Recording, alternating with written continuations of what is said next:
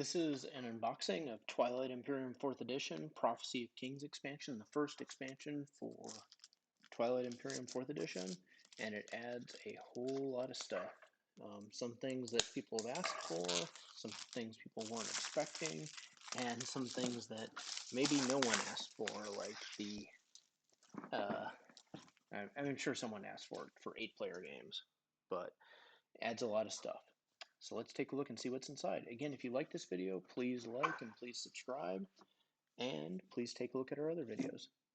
So if we have time, I'll go through this pack. So this is one nice thing that Fantasy Flight does is they enclose everything in a shrink wrap pack. So you don't have to worry about like a token going missing or whatever in the production. So we have the rules. It adds another, looks like 15 pages of rules. Some of that's just pictures. Some of that's new setups, large Galaxy 6-player setup, other things like that.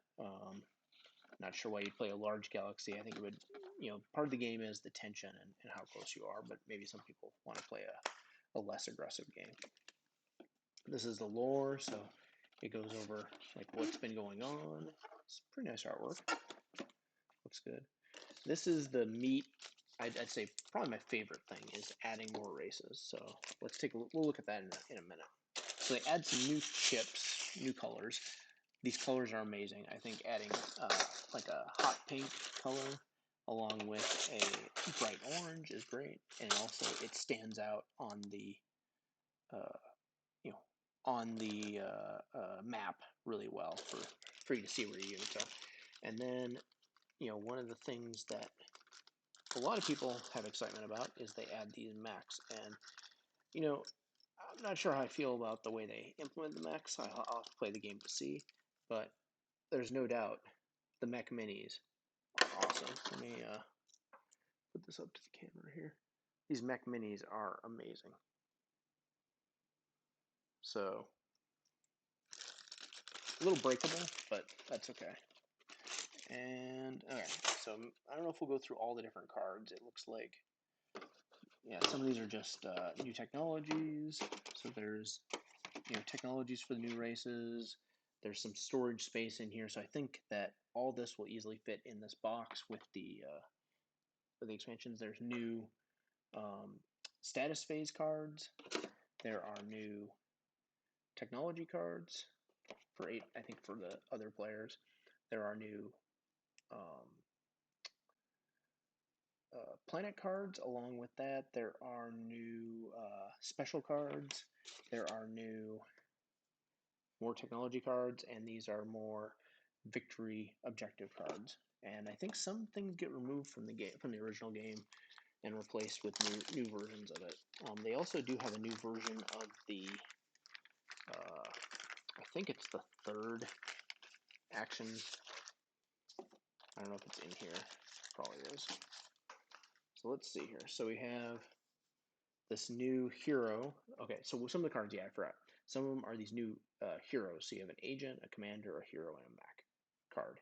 And then next year is the replacement quick reference. So every race or every color is going to have that.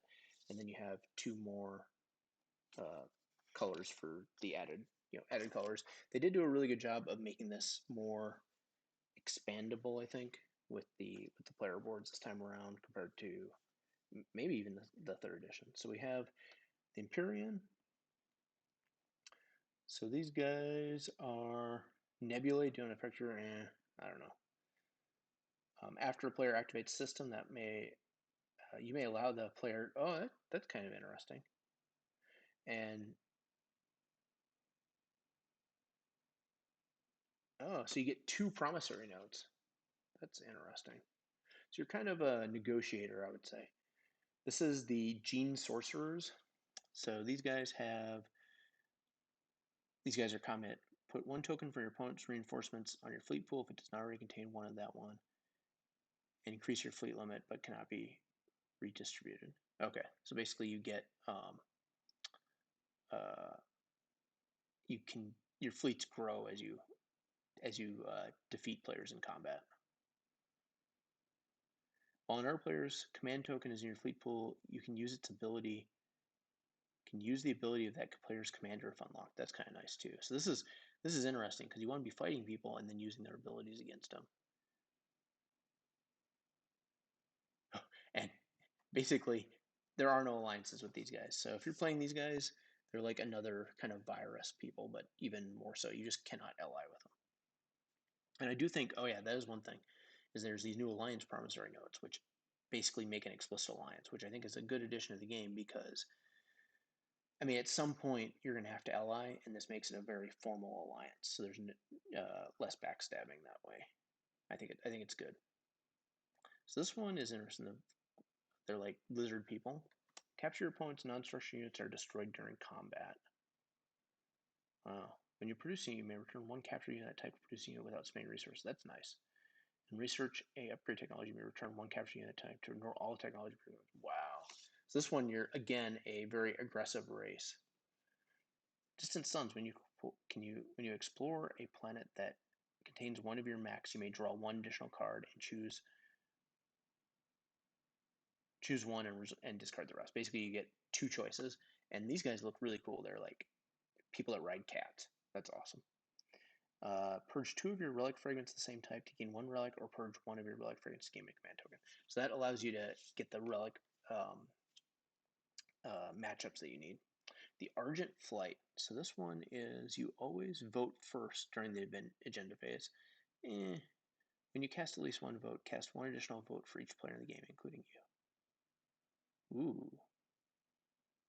So that's really cool. So, I mean, I think it's a weaker ability, to be honest, but it is a cool ability because you get a bunch of extra free votes every time. So maybe early in the agenda phase, you'll get an extra bonus for these votes. Raid formation. When one or more units use an anti-fighter barrage, for each hit produced in excess of your opponent's fighters, choose one of your opponent's ships that has. Ooh, that's really nice. So that gives you an extra use for your anti-fighter barrage. The Nomad. During setup, take 2 additional Nomad faction sheets and place them next to your faction sheet. You have 3 agents. During the agenda phase, after an outcome, basically, it's like a permanent thing. You basically either you vote or predict an outcome, gain 1 trade good. Titans of Ol. So it's kind of a weak. I would say that ability is a little bit weak. They do look kind of cool though. Titans of Ol. Before you explore a planet that does not have a sleeper token, you may place or move 1 sleeper token onto that planet. That's kind of interesting. Awaken. After you activate a system that contains 1 or more of your sleeper tokens, you may replace each of those tokens with 1 PDS from your reinforcements. That's kind of interesting. And then your flagship or your Awaken faction ability places units on the same space onto the same planet as another player's units. Your units may participate in combat during the space combat or ground combat steps. Okay, so that's kind of interesting. These people, so I feel like most of these guys are very aggressive play styles, which will be interesting if we end up using them in one of our games. I'm not going to go through the tokens here, but maybe we'll go through the planets and counters real quick. So just bear with me while I open this stuff up.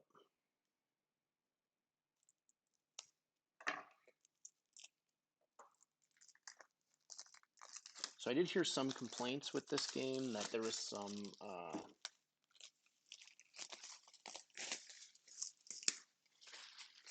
like I guess some of the cards had a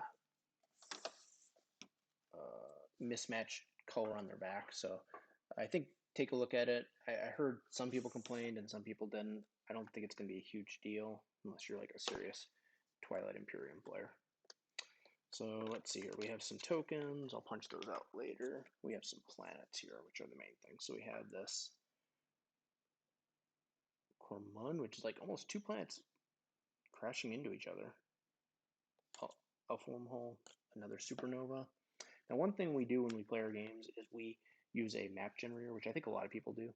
instead of building your galaxy. I know a lot of like the players like building, like I guess the TI players really like building galaxy, but I think for more casual TI players like myself, building galaxy can really wreck people's games. So we prefer to do like a balanced map. That's a pretty nice home system. This one is another home system. That one's really cool. No influence though. I'm assuming it's one of the aggressive races. Evera, that's a really nice system. The Darks, wow, that's cool. 3 and 4 in your home system. I'm not sure what that is. I do think the Ghost of Crius are one of my favorite base races to play. At least I had a lot of fun with them, with the wormholes. So we have Roka and Nazir, Elysium, which is another home system. Now these must be, I don't know if these are home systems or legendary planets, but I've never been a big fan of 3 different planets in a home system. So any race that has this, actually this must be a new race because it's got the symbol. I prefer to have a single planet home system like this. This is pretty nice. That's a really nice home system. Oh, crap. Okay. Vorhol, new planet, new system. Atlas with a beta wormhole with a planet in it, which is kind of interesting. Promore, don't know what that means, but it's probably some new effect. Some new gamma wormholes. So we have these planets, which are nice. Actually, Hope's End, I think this is a legendary planet. Maybe that's what that symbol means. Craig. So they've added a lot of planets with more production, I feel like. Maybe it's just the ones we're going through. But a lot of 2 and 3 planet systems, which is also interesting. It gives you more places to have ground combat if you need to take systems. Also, potentially, I guess, look at this. So these are systems that have multiple culture and I forget what the other planets are. So that's really interesting. This one has the technology advance with double systems. So a lot of really cool systems, I think, in this expansion that are going to add to gameplay.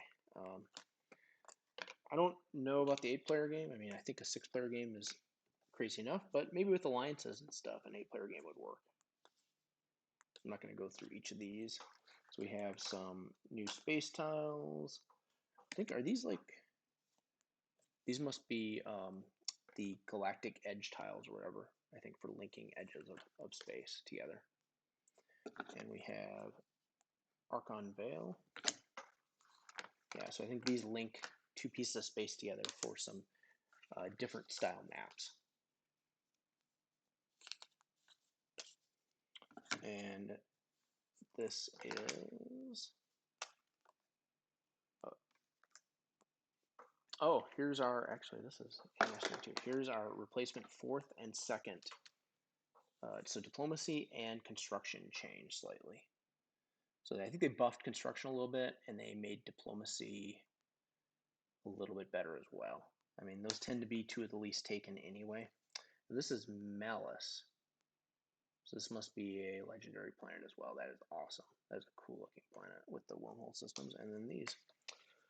So I'm not going to go through all the cards, but I think that gives you an idea of what comes in it.